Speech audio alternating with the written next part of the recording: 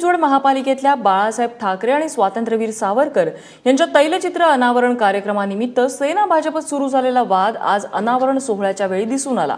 या सोहळ्याला ठाकरे कुटुंबीय किंवा सेनेच्या एकाही वरिष्ठ नेत्याला भाजपने आमंत्रित केले नव्हते, त्यामुळे सेना नेते नाराज होते।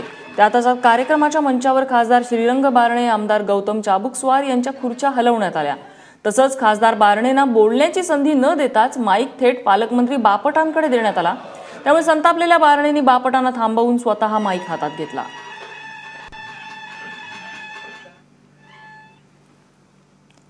दरम्यान शहर भाजपची ही खेळी तावडे आणि बापट यांच्या लक्षात आली आणि त्यांनी तिथल्या तिथेच नेत्यांचे कान टोचले।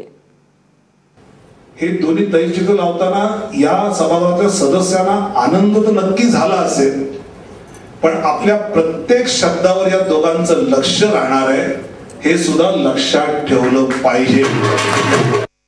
त्यामुळे आपण राजकीय अस्पृश्यता देखील बाजूला ठेवली पाहिजे। लढाई विचारांची असू शकते, ही व्यक्तिगत जीवनात कधीच असता कामा नये, सामाजिक आणि राजकीय जीवनात देखील असता कामा नये। हा आदर्श बाळासाहेबांनी आणि सावरकरांनी आपल्याला दिला, तो अजूनही काही जणांनी शिकण्याची आवश्यकता आहे असं मला या निमित्ताने वाटतं।